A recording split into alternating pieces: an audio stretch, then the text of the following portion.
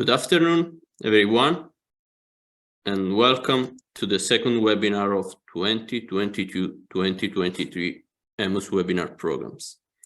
My name is Francesco Schiripa, and I am researching in statistics at the University of Pisa in Italy.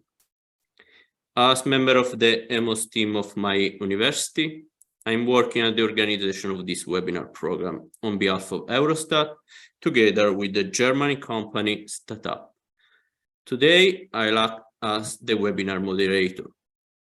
Now, let me first explain for any newcomer that EMOS stands for the European Master in Official Statistics, a joint project of universities and data producer in the European member states, EFTA, and European candidate countries. If your university is interested in applying for the EMOS label, please consider that a permanently open call for university is available on the EMOS dedicated page on the Eurostat website. For staying in contact with the EMOS news and community, please follow the EMOS Twitter. The Twitter handle is at @AU_EMOS. It's now time to start with our webinar. Before I give the floor to our speaker, let me first briefly explain how we run the webinar today. As you can see, this year, the EMOS webinar stream on Zoom. The webinar is recorded, and the recording will be uploaded on the EMOS YouTube channel, where you can already find the recording of the past webinar, as well as the past 2 EMOS workshops. As a participant, you can watch and listen to the webinar. You can also use the Q&A manager to pose your questions to the presenter during the webinar. Our speaker will be answering questions on 4 occasions during today's webinar, 3 times during her speech and one as part of the final discussion. Should you have any technical problem or question, please send a message in the chat. You will be contacted by one of the members of the technical staff. Today, we have the pleasure to host David Haziza. David is professor in the Department of Mathematics and Statistics at the University of Ottawa. He is also a consultant of Statistics Canada. His research interests include inference in the presence of missing data, inference in the presence of influential values, resampling methods, and machine learning methods. Today, David will present about the use of machine learning methods for the treatment of unit non-response in service. David, the floor now is yours until the first question break. Thank you very much, Francesco. Hello, everyone. First, thank you very much to the committee for the invitation to talk for this EMOS webinar.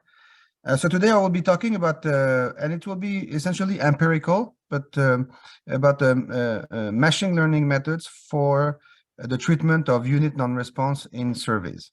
So I'll first give an introduction about non-response and the type of estimator we are using, and then I will show some examples where we have to be careful when we use machine learning in the context of unit non-response. And then I'll show the result of a bigger simulation study. All right, so if we start in surveys, we distinguish between 2 types of non-response, the so-called unit non-response and then item non-response. And essentially unit non-response, so we have a data set here. We have n units, so it could be n individuals, n businesses, n households, and each column corresponds to a survey variable, age, gender, job status, and so on. And we have here we provide so national statistical offices provide a column of weights, a weighting system. So as we can see in this matrix, this is the data set we have. We have 3 types of people. We have the respondents. So these people are the people for whom we have everything. So we've collected all the variables. And then we have a second group of people which are here, where here we have some holes. We collect some variables, but not all the variables. This is called item non-response. And finally, we have the people for whom we don't collect anything because of refusal or because we were not able to contact them. And this is the unit non-response. So I will focus today on these individuals, how to correct non-response for the unit non-response. So typically what we do, we just discard these people from the data set, and we provide this data set to the users. But what we have to do is we have to adjust the weights of the respondent unit for the responding unit in order to compensate for the fact that we've deleted these observations. And the item non-response just is treated usually by imputation, using usually single imputation, where we replace each missing value by one imputed value. So here I'm going to assume there is no item non-response. So this is complete, and we only have unit non-response. And what is the issue with non-response? And this is true for item or unit non-response. The main issue is we have a bias if we have a bias if we use unadjusted estimators. So unadjusted estimator means we have estimator just using the responding units. Why? Because typically the respondent and the non-respondent will have a different behavior with respect to the variables I'm collecting. So typically unadjusted estimator are biased. So this is the main issue with missing data non-response. Another effect of non-response is there is an additional component of variance. So suppose that you initially plan to have 1,000 units in your sample, only 500 respondent, so only half of people responded. So you have a smaller sample size than the one you initially planned, and we know in statistics if the sample size is smaller, the variance increases. So there is this additional component of variance. It's called the non-response variance, which is due to the fact that some unit did not respond. So this is the second effect of non-response. The main issue is really the bias. So so when we treat non-response, item or unit non-response, we want to reduce the non-response bias as much as possible. And if we can, possibly control the variance due to non-response. And if we want to be able to reduce non-response bias, then we need auxiliary information. We need predictors. And this auxiliary information has to be available for both respondents and non-respondent. So this is what we call fully observed variables, because we have these variables for the respondent and the non-respondent. And this is very important. Otherwise, if we don't have any auxiliary information, we cannot reduce the bias. So we are going to assume that we have available, we have some auxiliary information. And this is typically the case in national statistical offices. All right, so now a bit of a background and notation.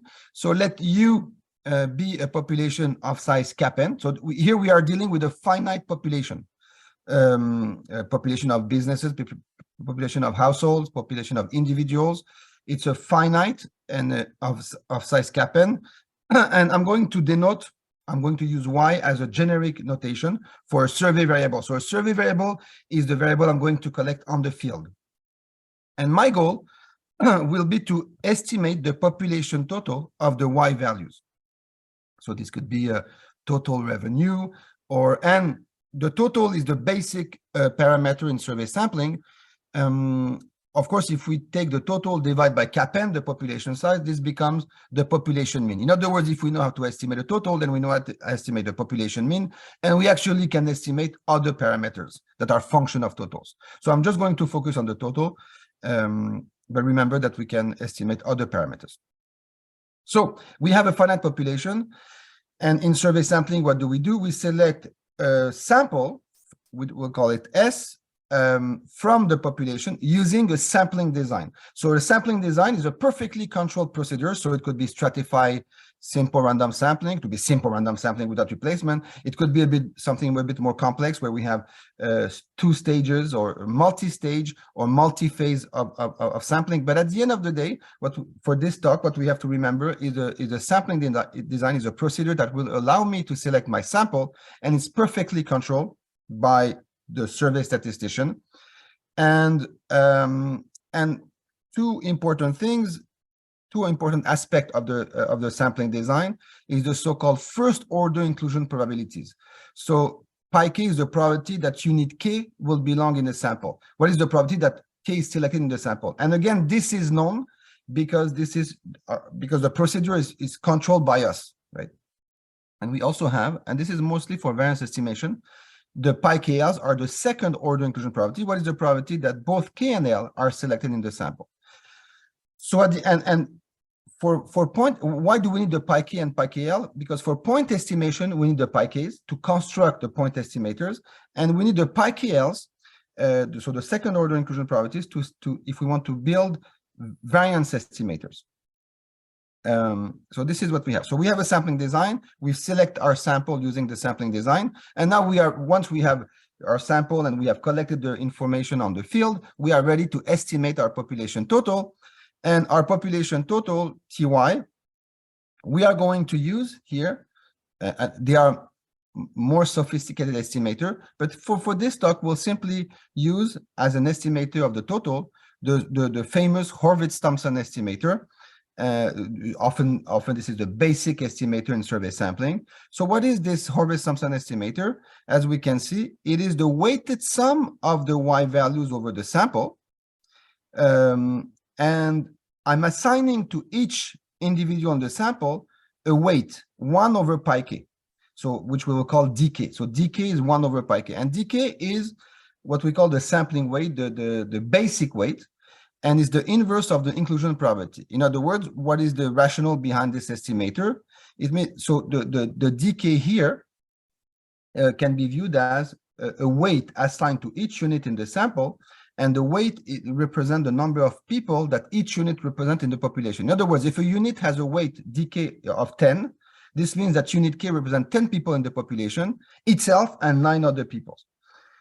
So this is our estimator, the basic estimator. And why is this estimator interesting? The reason is it is design unbiased. In other words, the average of this estimator is equal to Ty. And here I'm using EP. EP means expectation with respect to the sampling design. So this means that over repeated sampling. In other words, if from the population I select all the possible samples, and in each sample I compute my Horvitz-Thompson estimate, then on average, my Horvitz-Thompson estimate will be equal to the true total. This is a theoretical result. So in other words, this Horvitz-Thompson estimator, it has a nice feature. It is unbiased, regardless of the Y I'm estimating. Y could be the revenue, Y could be the number of employees for a business, it could be the job status, it doesn't matter. On average, the Horvitz-Thompson estimator is equal to the true total. And how did we achieve this? How come it is unbiased for any survey variable Y? The trick is because we are using 1 over pi k, the dk, in the construction of the estimator. So this is how we get the design unbiasedness. So this is the case where I collect information. We are in the case where I collect information, the Y, for all the sample units. But now we are going to deal with the case where some units do not respond. We have unit non-response. So a bit of notation. So RK will be a response indicator, which is 1 if unit K is a respondent, and 0 otherwise. So if unit K, so RK will be 0 if the unit refused to answer the survey, or we were not able to contact the unit, and so on. So the set of respondent, SR, is the subset of the original sample for which RK is equal to 1. So RK equal 1 means respondent. And we're going to assume that the probability of response, so we have the so-called PK. So PK is the probability of response. And this probability of response, or the probability that RK is equal to 1, will depend on a vector VK. So VK, so for example, my probability of response may depend on my gender, my job status, my age group, and so on. So this will be the VK. So the probability of response depends on some characteristic VK. And I will come back to this VK in a few minutes. And we are going to assume that one of the assumptions we make is that the probability of response, PK, is anywhere between 0 and 1. This is a probability, so we say, well, this is normal. But note that I'm excluding the 0 case. So PK is strictly positive. And why? Because if pk is equal to 0, then we have something called this could be called the positivity assumption. Otherwise, we have something called the undercoverage, and this creates bias. So for simplicity, we assume that pk is strictly greater than 0. But remember that in practice, some units may have a pk equal to 0. Now we are going to assume also that units respond independently of one another. So the response status of a unit does not give me any information on the response status of another individual. This also could be violated in practice. For example, when we have cluster, people within a household may not respond independently of other people within the same household. But for us, we'll simply assume independence. And what is the non-response mechanism? So we've selected people in the sample, and then some people respond, some people do not respond. And we can view the non-response mechanism as tossing a coin. We toss a coin with probability pk. So we have a Bernoulli random variable. So either we have a 1 respondent or a 0. So rk would be 1 or 0 with some probability pk. And we are assuming that these rk's are mutually independent. Now, once we have our set of respondents, people have responded. So we have people who have responded. Then we are going to treat non-response. And as I mentioned, here we are focusing on unit non-response, but it could be item non-response. This is the same thing. At the end, we treat non-response. So let's t hat y and r be my estimator after the treatment. So we can always express the total error of my estimator. So this is the difference between my estimate and the true value. This is called the total error. And I can always express the total error as this sum of two components. And what I've done here, I've added and subtracted the estimate I would have obtained if everybody had responded. So this is only conceptual because everybody did not respond. So we cannot compute this estimator, the full response estimator, but we can conceptually always add and subtract. So this is called the so-called sampling error. This is the difference between the estimate if everybody responded and the true total. And this is the so-called non-response error, which is the difference between the estimate I would have, the estimate after non-response treatment and the estimate I would have observed if everybody responded.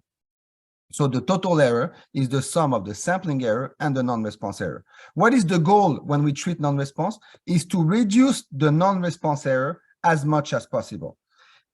We cannot do anything about the sampling error at the non-response treatment stage because this sampling error depends on the type of sampling design we have used, the sample size, the type of population we have, the type of estimator we are using. So here we are not dealing with the sampling error. Our goal is to reduce the non-response error as much as possible. And for that, we need auxiliary information. We need powerful information. So I'll come back to this.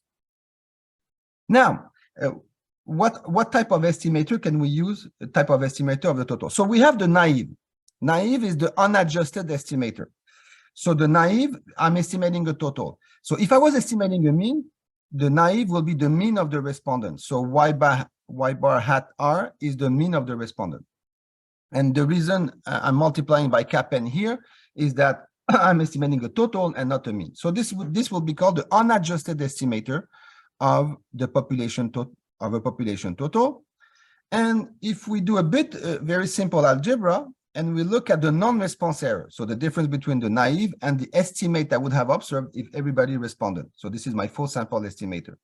We can express the non-response error, sorry, as we can express like this.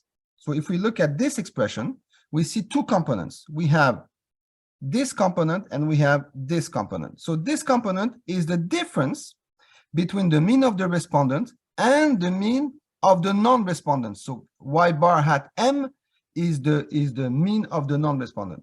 So the non-response error will be large if respondent and non-responder are very different with respect to the y variable. So this is one component. The other component is this component, which is n hat m over n hat pi. So what is this? This can be viewed as a response rate, not a non-response rate. So this will be the estimated number of non-respondents divided by the total estimated number of people in the population. So this will be the non-response rate. And we can see that the non-response error will be large if the non-response rate will be large, which this is what we expect. So this is, so at the end of the day, the non-response of this naive estimator will be large if either the non-response rate is large and or this difference here is large. So we have to adjust for that. And now we are ready. So now we can talk about adjusted estimators. And the first step is to say, okay, suppose that we knew the probability of response. So the issue with non-response is that we don't control, we don't know why people respond and do not respond. So the PK, the probability of response, are unknown. And because they are unknown, we'll have to postulate a model. This is what we're going to do in a few minutes. But suppose for 1 second that we knew the PKs, so they are known. Then if it was the case, then we can easily construct a non-biased estimator of the total. This is called a double expansion estimator. So this is the same idea as the Horvitz-Thompson estimator. So I'm going to do the weighted sum of the Y values, but now the sum is over the responding units only, because I have Y only for the respondent. I have the decay, but I'm going to take the decay and divide the decay by PK. So I'm going to inflate the decay by 1 over PK. And this is called the double expansion estimator. And this estimator will be unbiased for the true total. Of course, this is if I knew the decay, the PK. Now, we don't know the PK. What are we going to do? We're going to put a hat, and we have a PK hat. So the PK are unknown, and so we need to estimate them. And when we estimate them, we need to postulate a model, and this model is called the non-response model. And once we have this non-response model, then we can obtain our PK hat and then compute our estimator. And so this is what we have. We have an estimator. It's called the propensity score adjusted estimator. So we can view this propensity score adjusted estimator as a weighted sum of the Y value over the respondent, weighted by this weight, and this weight is called the weight adjusted for non-response. So this weight adjusted for non-response, WK star, is the original weight, DK, which is 1 over pi k, divided by PK hat. So now everything we have to do when we have unit non-response, the main work is to estimate this probability of response. And so we have to do modeling, and this is where machine learning will be useful. So whenever we have to select a model, this means that we have to select the predictors. So those are the VK. If you remember, we had the VK. Those are the variables which are available for respondent and non-respondent, which explain the fact that people respond and do not respond. And then we have to determine a suitable model. So for example, what is the relationship? So once I have the VK, what is the relationship linking the RK and the VK? So for example, is it a logistic model? Is it something else? And so on. And this is where machine learning may be useful. Now, this is the main point, and I will illustrate this with the example. So one thing that often we do in practice is we say, okay, what is the best model we can have? So in other words, we want the best model for the response indicator. I want to model why people respond and do not respond. So very often we think that the strongest model, the most predictive model, is the best model.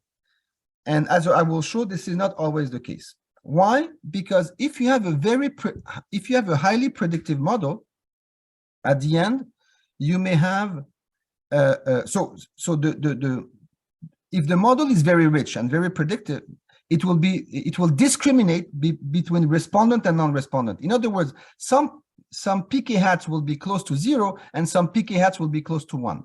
The problem is if you have PK hats that are very small, estimated response probability, which are very small, then remember that we have to do 1 over PK hat in our estimator. So we take the inverse of the estimated response probabilities. And so this will give extreme weights. And extreme weights are not very good because they tend to make this estimator very unstable. So we'll illustrate this in a few seconds. So what is the recommendation? The recommendation is we should use in our model for the probability of response, the variables vk that are related to both the RK and the survey variables. So this may sound a bit weird, but I will illustrate that in a few minutes. Otherwise, we may have a large variance. So in other words, if in my model for the RK, we include, let's say, a predictor which is related to RK, but is not related to the survey variables, then it won't do anything for the non-response bias. And the only thing it will do, it may increase the non-response variance. So this is one of the issue in the treatment of unit non-response, is that if we have a highly predictive model and we have very small pk hats, then we may have unstable estimator. So I will talk about this in a few minutes. So we are going to assume so everything we need to do is to postulate a model. So let's start with the we can start with the parametric model. So so we assume here that the probability of response depend on vk, and now the vk is it's a vector that does not contain any missing value. So vk is a vector of fully observed variable, and this is what we call missing at random. So missing at random means the probability of response depends on fully observed variable. It does not depend on variables that are prone to missing values. So here we have, if we assume a parametric non-response model, this means that pk is related to vk through some functional f. And this f in parametric model is predetermined. So we impose the choice of f, like in logistic regression, for example. So if we are ready to do that, if we are ready to make an assumption about the functional form f, then we can easily get an estimate of pk, which we call pk hat, by estimating the gamma. Gamma is a vector of coefficient. By gamma hat, usually it's a maximum likelihood estimator or something like this. And we can show that the propensity score adjusted estimator will be consistent, will be a good estimator of ty if this non-response model is correctly specified. So in other words, if I have the right vk in my model and I have the right f, then I have the right model, and then my estimator will be consistent. So for example, a very simple example is the logistic regression. So we can assume that the probability of response depends on vk, but here we are imposing this logistic function, which is a type of S. So this is what we're imposing. And then we just need to estimate the gamma, usually by maximum likelihood, or in survey sampling, we can also use pseudo maximum likelihood, where the difference between the two is we use the weights, dk, so we use the sampling weights. This is called pseudo maximum likelihood. At the end, this is the usual gamma. So this will be the usual maximum likelihood estimator of PK. So for parametric model, we know what to do. This is we can use the logistic, typically the logistic model. Now in practice, very often people in national statistical offices do not use a parametric model. Why? Because a parametric model is not robust to model misspecification. Because a parametric model means that you need to properly specify the f function, the functional form. And also a parametric model may be is vulnerable to model misspecification. In other words, if you forget to include some interaction, then we may be in trouble. Or if we forget to account for some predictors accounting for curvature. So I forget some quadratic term or cubic terms. If they are missing, then my model will be misspecified and my estimator could be biased. And also remember that if I do a logistic regression, I may end up with very small pk hats, and small pk hats will lead to extreme weights, and extreme weight will lead to unstable estimates. So those are the issues with parametric models like logistic models. So what people are doing in practice very often, they are using non-parametric models. So, and this is where machine learning can be useful, but there are other non-parametric methods, the score method, the regression tree. I'll come back to the score method, regression trees, kernel regression, local polynomial regression, and other type of machine learning methods, boosting, random forest, and so on. And the nice feature of non-parametric methods is they protect to some extent against the misspecification of the form of f. I don't need to specify the form of f, And if I forget some, interactions or predictors accounting for curvature, I will be protected to some extent. So they are nice because they provide some robustness. Now I want to focus on the so-called score method. Score method is one of the methods that is used very often in national statistical offices when we want to estimate the probability of response. So what is the idea behind the score method? Is first we use a logistic regression to estimate the probability of response. So this is the usual logistic regression. And then what we do, we form classes. So so for each unit in the sample, respondent and non-respondent, I have a preliminary probability coming from logistic regression. And then we form classes that are homogeneous with respect to this probability, preliminary probabilities. So one way to do that is to say, okay, I'm going to use the so-called equal quantile method. I have an estimated probability for every unit. I'm going to order these probabilities from the smallest to the largest, and then let's say divide my sample into 10 equal size classes. So if I have a sample of size 1,000, then my first class will contain 100 people, my second class 100 people, and so on. And in my first class, I will have the smallest probability of response here. And in the last class, I will have the largest probability of response. So I'm ordering from smallest to largest. And we can also use a classification algorithm that's fine.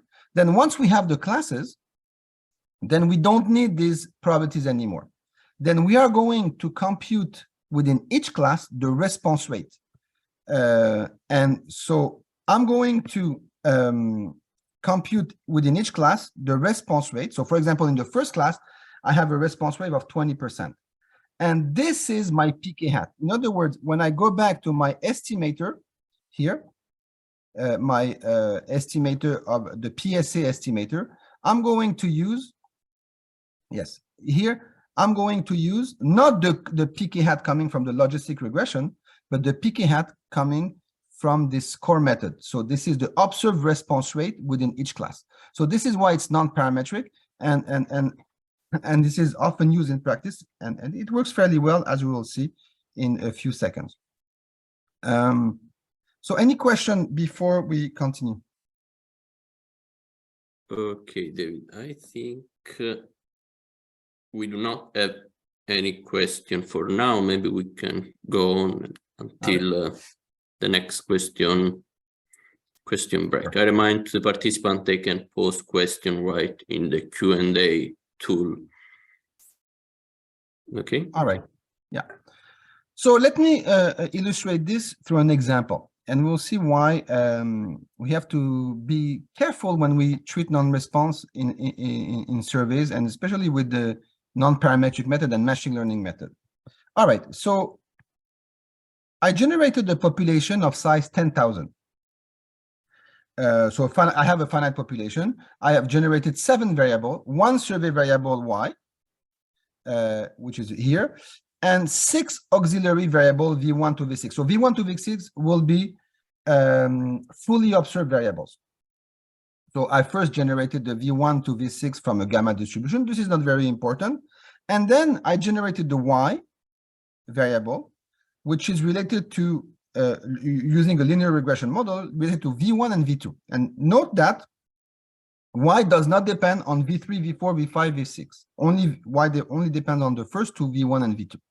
Now, I've generated my one finite population. From the finite population, I selected 10,000 samples according to SRS without replacement, simple random sample without replacement, of size 1,000. So each sample is of size 1,000.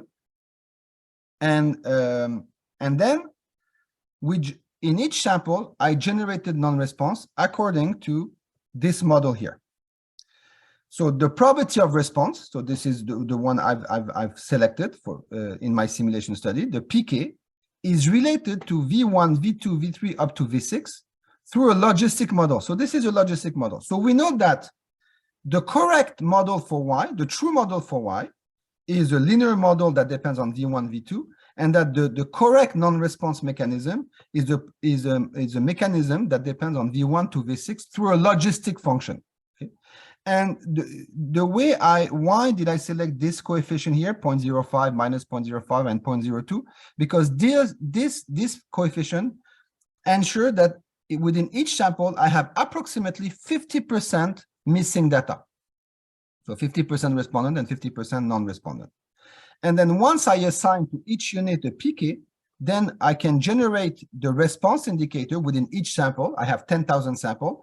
And by doing a Bernoulli trial with probability pk, so I'm going to generate the RK, 1 and 0, respondent, non-respondent, with probability pk. And this is the pk I'm using. And again, I'm interested in estimating the population total of the Y values.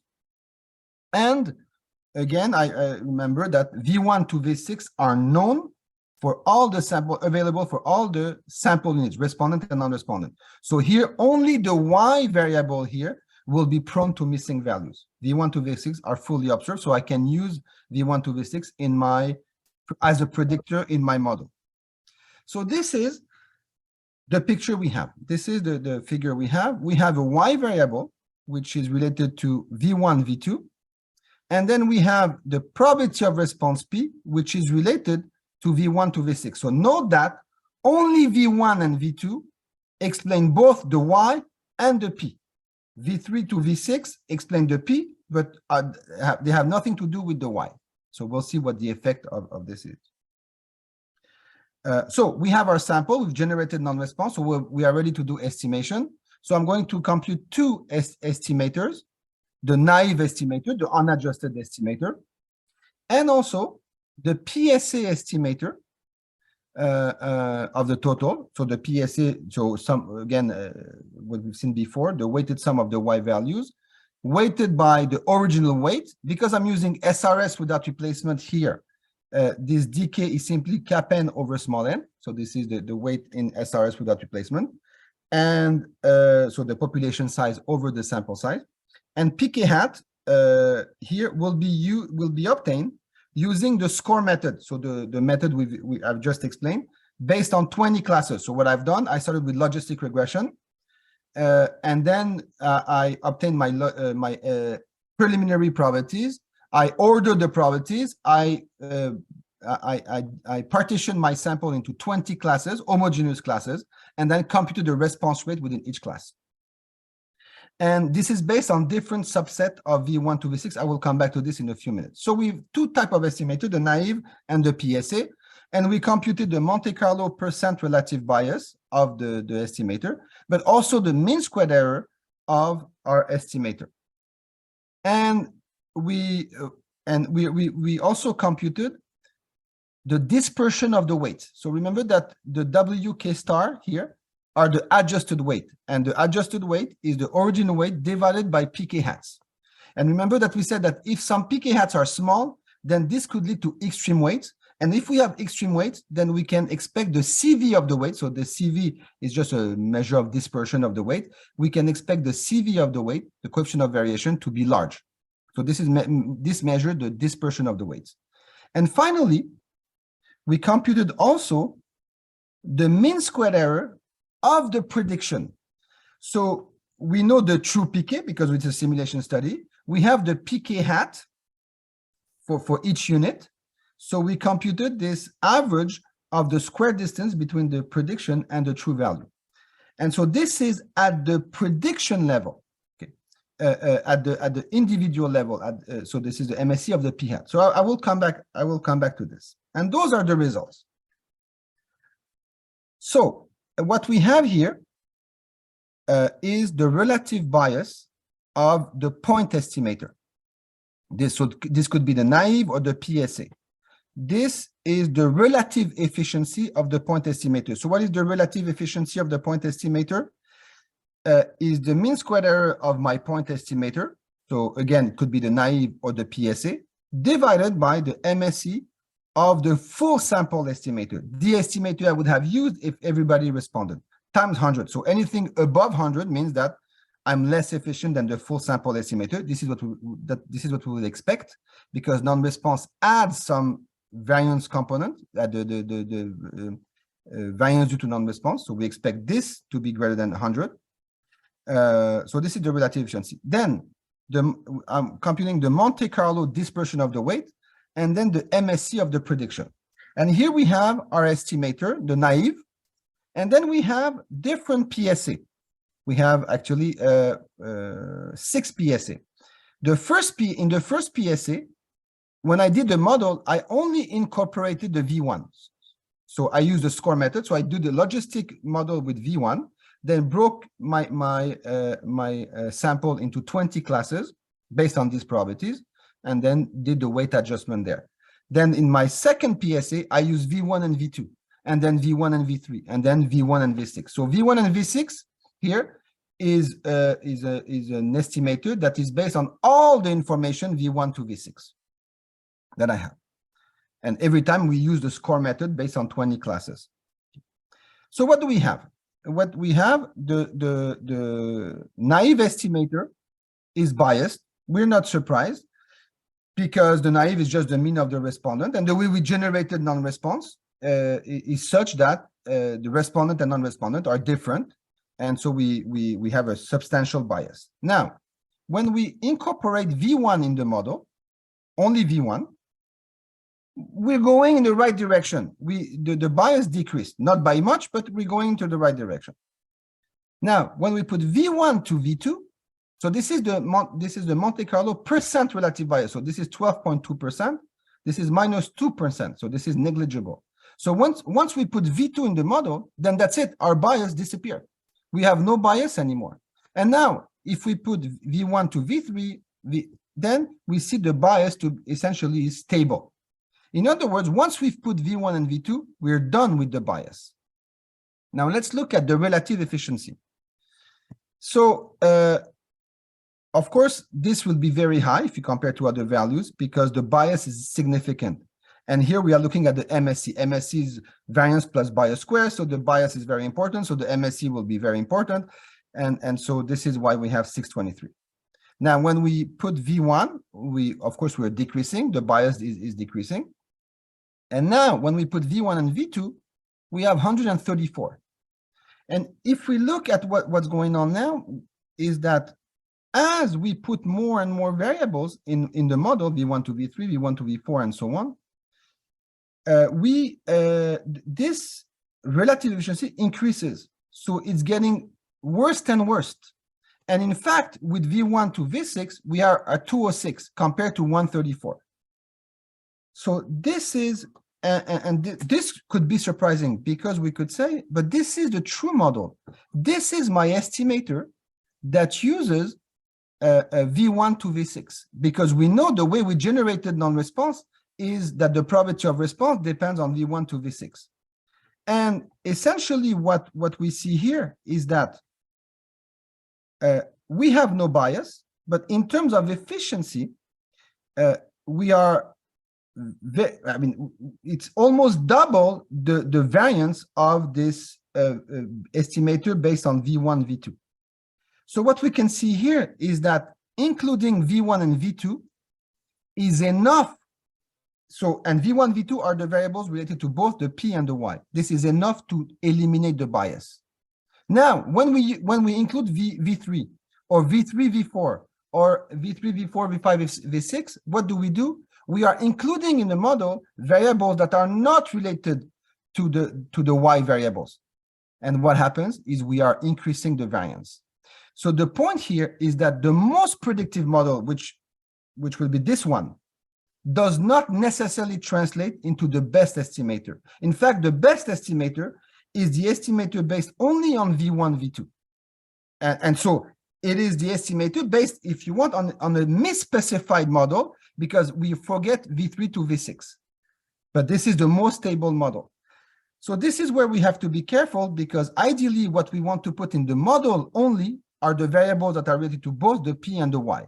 Anything that is related to the P but not to the Y will just increase the variance. And we see that this is very clear from our simulation study, 134 compared to 206, despite the fact that this is the best model, because this includes all the variables we used in our to generate non-response. And what we can see is, why is this? If we look at the CV of the weights in this column, so this is the dispersion of the weight. Well, we see that the dispersion of the weight, as you increase the number of variables, so 16, 18, 30, 49, 83. So the dispersion increases. And this is what happens. As the dispersion of the weights increases, the estimator become more and more unstable. And this is what we see in the simulation. And the final column here, which is also interesting, is that very often in machine learning, we look at the MSE of the prediction. We say the best method is the method that has the smallest MSE. Well, here again, we have to be careful, because the method that has the smallest MSE is this one. We see 0.4, whereas the variable, which is the MSE of the prediction based on V1, V2 only, has 4.9. So if I use this criteria to select my model, I would select the model which includes V1 to V6. But we see that this model gives you the smallest MSE of the prediction, but does not give you the smallest MSE of the estimator. So this is the main point here. Here we are not interested in the individual probability of response. We are interested in estimating the population total. That's my goal. And I'm not interested in the best prediction of the probability of response. I'm interested in the best estimator of the population total. And what this shows is that the most predictive model does not yield necessarily the best estimator of the population total. And so this is why we have to be careful with machine learning, because machine learning methods, they are good because they are highly predictive. So they will give you very predictive, very good estimate of the probability of response. But again, this is not what we want. We want the best estimate of the population total. And so what we've done, we've repeated this experiment with regression trees. And again, we've computed the unadjusted estimator and the PSA estimator, again, based on subset of predictors, V1 to V6. But now we use regression trees rather than the score method. And we varied different parameters. So we had the sample size. We also varied the minimal number of respondents within each terminal node. And we also had the so-called threshold of the complexity parameter. So this is a parameter where, so for example, when C is equal to 1, in other words, we won't do any split. And so what is this C? If a split does not increase the overall R squared of the model by at least C, then the split is not worth pursuing. So in the package we use, the default value is 0.01. So the smallest the C, the more depth the regression tree will have. And so I have a few tables with different values of C. CP equal to 0 means we continue to do the tree. And here we fix N0 is equal to 10. In other words, we say we want at least 10 respondents per terminal node. So the tree will continue until we reach 10, until we have this 10. We don't want we don't want less than 10 people within each terminal node. And then what we see, again, those are my estimators. So and I'm just looking, the naive is always biased, so we don't care about the naive. But those are the PSA estimator. So based on V1, V2, and so on. And again, what we see, and when we put V1 to V2, the bias disappears. With V1, we have this. With V2, we have minus 0.6. And then what is surprising is that as we include variables, V1 to V6, again, this should be the best estimator because it uses all the variables V1 to V6. We see the bias increasing. So I'll come back to this here. So it decreases, we are good here, and then we increase again. Now, if we increase the CP to 0.001, again, we see the same phenomenon. The bias disappears here and then increase again. So here, the depth of the tree will be smaller than the depth of the tree here, because what we are saying here here we say you continue until you get 10 people per class. Here we say, well, if the split does not increase the R square by 0.001, don't do the split. And then we continue with CP is equal to 0.01, so we increase the CP.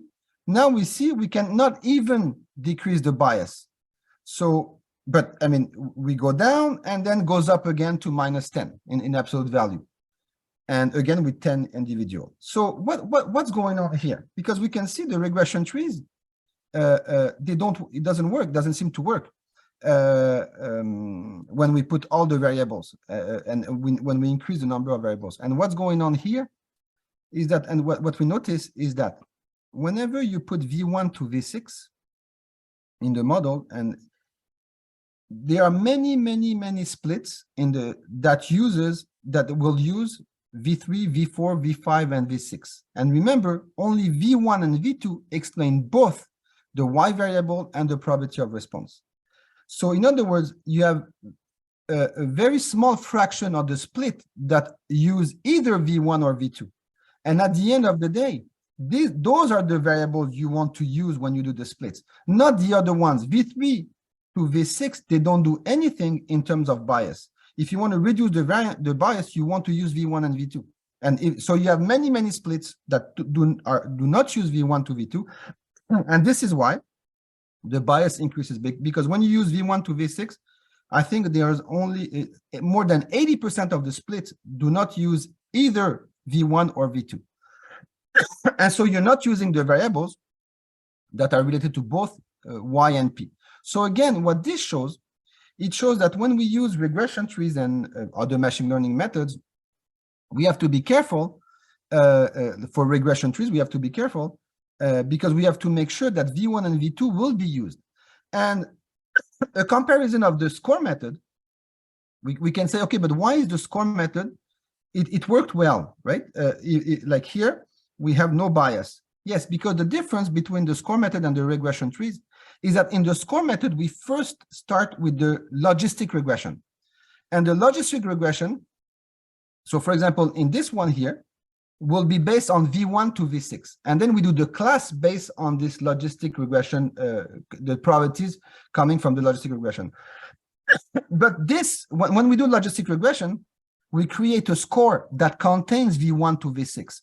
So V1 to V6, including V1 and V2, will be used in the formation of the class.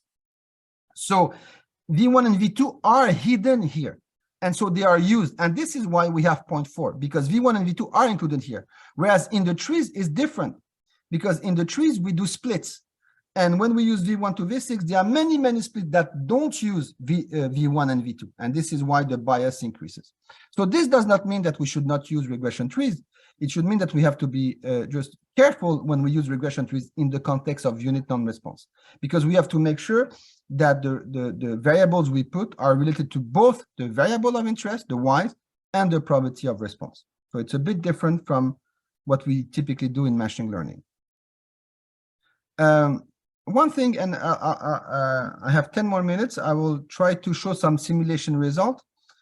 Now, another thing that we looked at with the co-author, which I forgot to mention, sorry, Khaled Larbi from INSEE and Mehdi Dagdouk from the University of Ottawa, is that what happens if we use different methods to estimate the probability of response, and then we combine them. So this is called an ensemble method.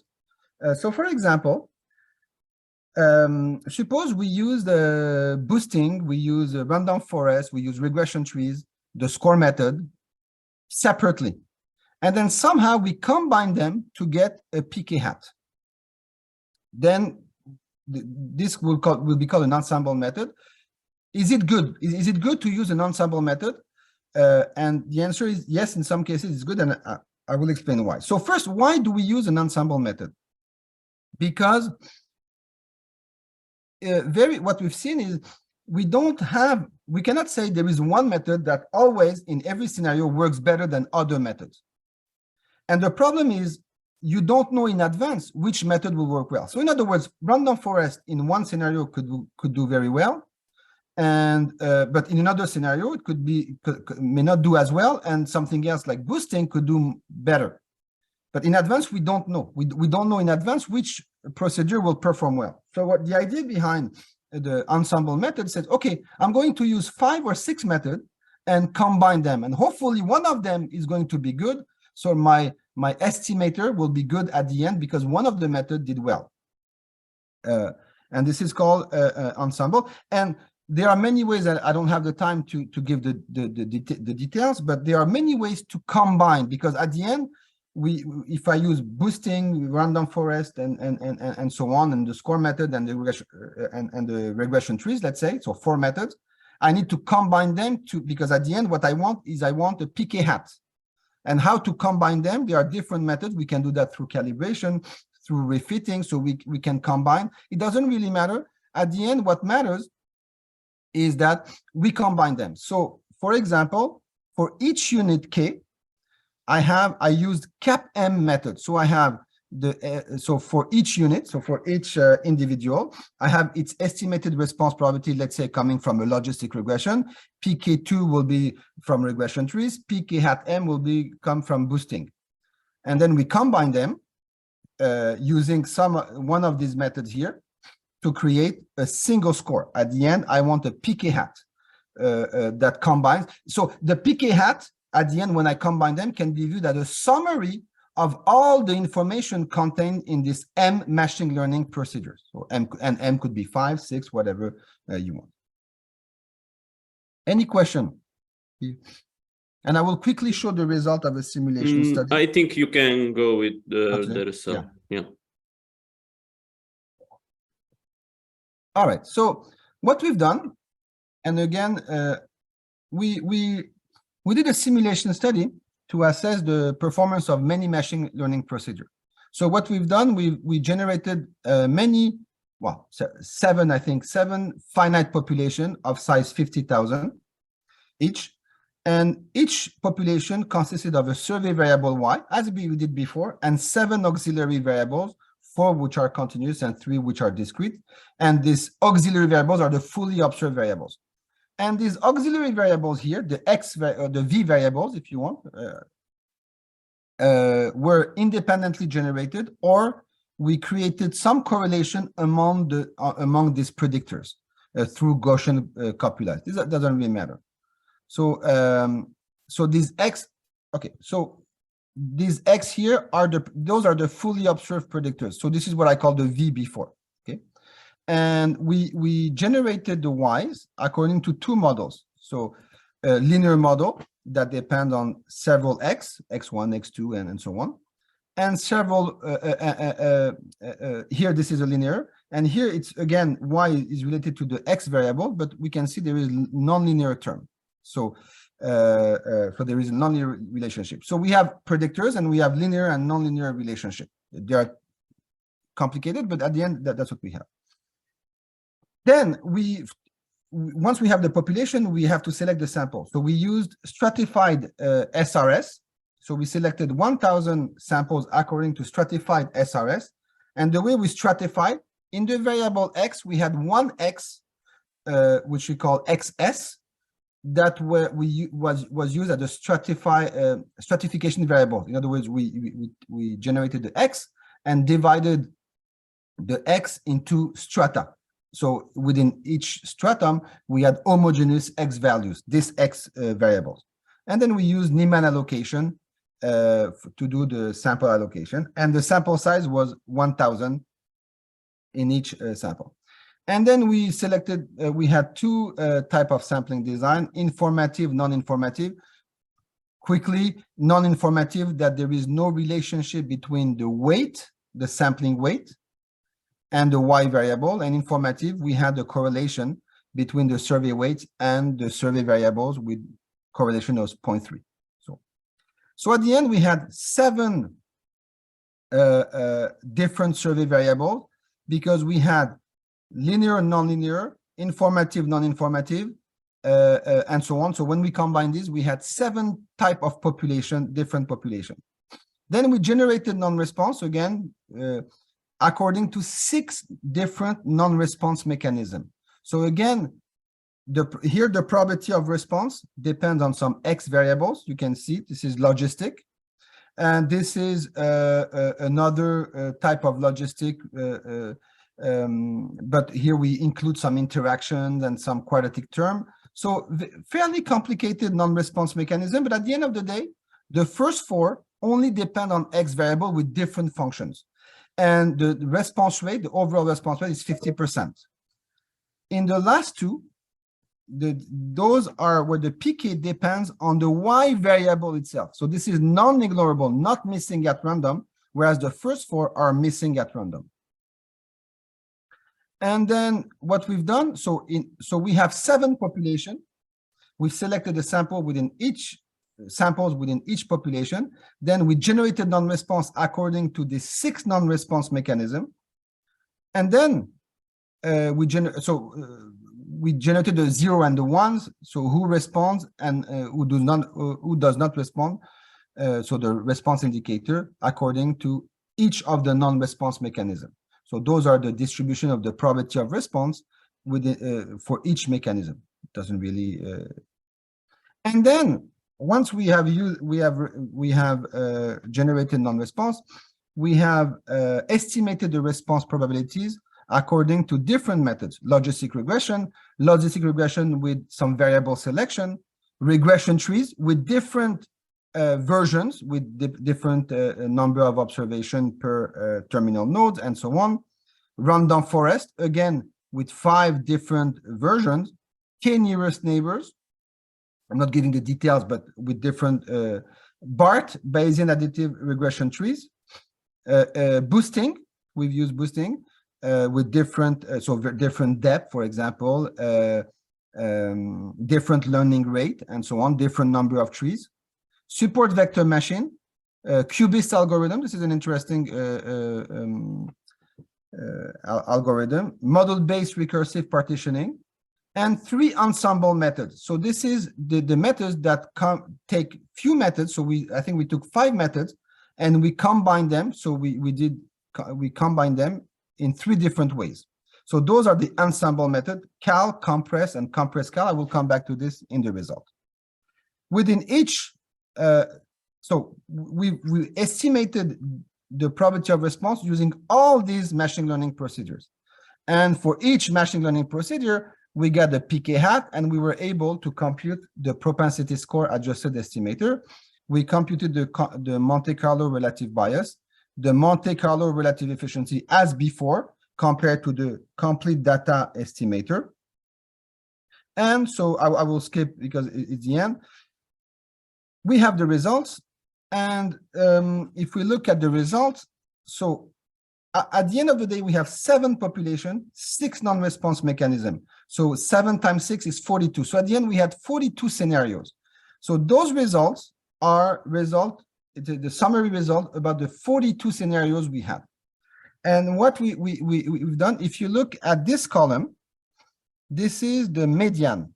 So in other words, this is the efficiency, the relative efficiency, and this is the median of relative efficiency.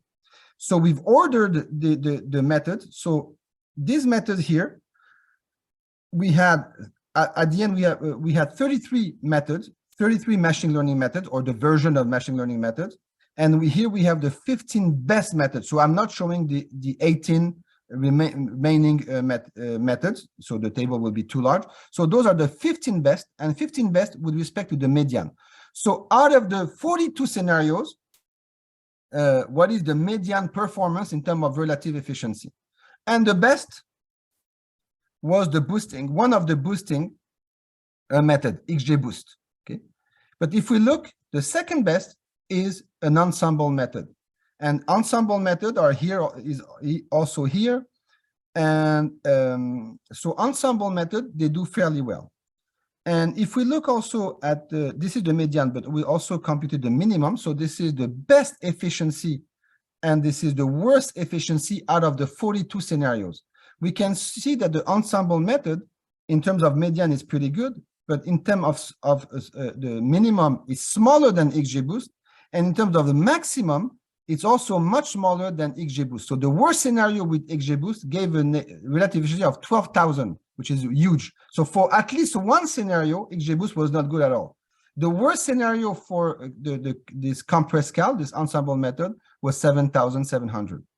And then we see that this will be the score method. This is the usual score method, which is not pretty good. So among the best 15. And so those are the results we got. I will show if I, okay. And this is, I will finish with this. So this is, oops, sorry, if I come in. So I took two scenarios here, two non-response mechanisms. So we have two pictures. Here we have, in the x-axis, we have the Monte Carlo percent relative bias. In the y-axis, we have the relative efficiency. And each picture shows each method. And we have a blue square, a red circle, and a triangle. So those are the ensemble methods. And then we have the other ones. And so a good method will be something which has small bias and small relative efficiency. So anything around here is good. Around here is bad because high bias and bad efficiency. And what we can see is if we look at the ensemble methods, here, they're pretty good. Two of the ensemble methods are very good. They are much better than each of the methods taken separately. Here, the ensemble methods also are among the best methods. They are in the in this corner here. That's pretty good for NR1 and NR2. And for NR3 and NR4, again, we see the ensemble methods. So we have all the methods. And again, here, the ensemble methods are pretty good. So this is for the first 4 non-response mechanisms. And remember that the first 4 non-response mechanisms, the probability only depended on X. Now, what happens if the probability depends on the Y variable? So the 5 and the 6. So this is non-ignorable. So here the probability depends on Y. And we know that when the probability depends on Y, all the models will be misspecified. And we can see the ensemble method. So all the methods are around here, but the ensemble method, except XGBoost 3, which is here, they do pretty well. And if we look at this, we have 2 of the ensemble methods here, which are here, and the individuals are here, which shows that when the probability of response depends on Y, the ensemble methods could do better than each method taken separately. And we see this is clear here.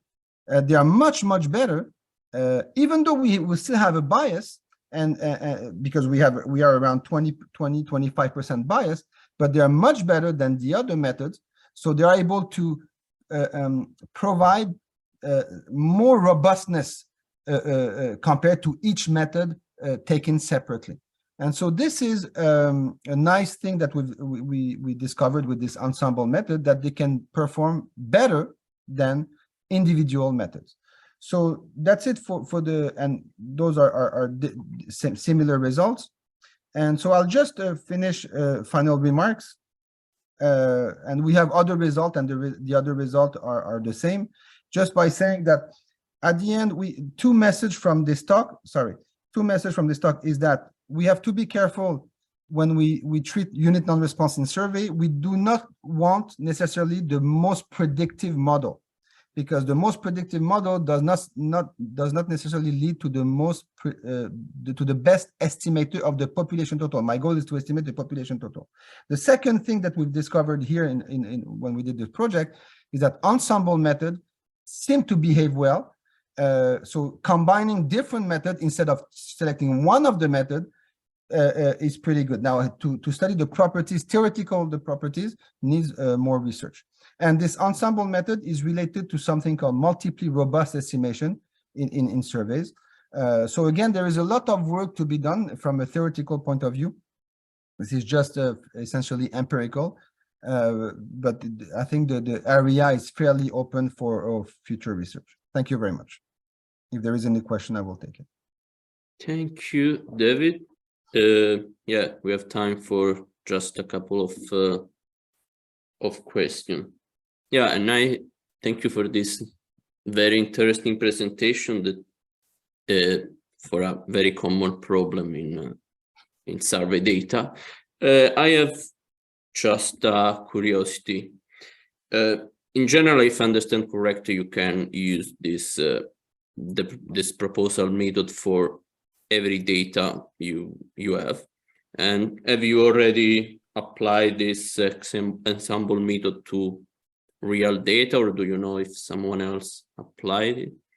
So what that's so I do some work with Statistics Canada. So for now, what we tried at StatCan is, separately, different, like boosting, for example, right? So we have not tried these ensemble methods yet, but this is something that people are planning to. There is a data science division at Statistics Canada, and I think they plan to in the near future to try this ensemble method to see how they will perform. So for now, what people are trying is separately. Some people use the score method, some people use the boosting, some people use random forest. This I have seen this, but this combining all of this, not yet. I haven't seen that. But and under a computational point of view, do you think that these ensemble methods are? Yeah, that's a question that people ask. So will it take a lot? So when we did the simulation, we had like 33 machine learning procedure, and among the 33, we had 3 ensemble methods, and we repeated the process 10,000 times, I think, and it took only a few hours. So I'm assuming that if you try this on one sample, because it's right on one part, even if the sample is large, yes, it will take some computational, require some but I don't think it, maybe a few hours. So I don't think it's a big deal. Yeah, I don't think so. Yeah, now. Okay, I can't see any question in the chat. Yeah, from my side, just very last question. If it's not a question related to the presentation, but to the students who are approaching for the first time to this topic, do you have any suggestion to them? In general, suggestion for, sorry, for the mixing data, word of using machine learning for this. Do you have any particular suggestion? I would say that I haven't talked about the imputation, but if we do imputation, for example, and we use machine learning, then imputation is a prediction problem. We want to have the best prediction, and here we want the best machine learning procedure in terms of prediction. For unit non-response, we've seen when we estimate these probabilities, the best predictive method does not give the best estimator. So I would say that the message is that if depending on what you're doing, so missing data, if you do imputation or propensity score, machine learning do not behave the same way. So again, they could be very useful for imputation. What we've seen, because we had done some work on imputation, boosting, qubits, they do very, very well in the context of imputation. They don't do as well in the context of unit non-response. So the main message is, be careful when you use machine learning in the context of survey data, because that's a... Okay. Thank you again, David, for this very interesting presentation. And many thanks to all our participants who joined us today. As participant, you are invited to fill in a short survey about today's webinar, and the survey will open in our browser just after the end of this Zoom meeting. If you don't have time right now, you will receive a link by email to fill in the survey later. We really appreciate your feedback to further improve EMOS webinar. The next webinar is scheduled on January the 18th with Professor Ralph Munich from the University of Trier, will presenting on non-probability sampling and big data. For this and future webinars, please keep an eye out for our website, emos-event.com. Thank you for now and have a nice day.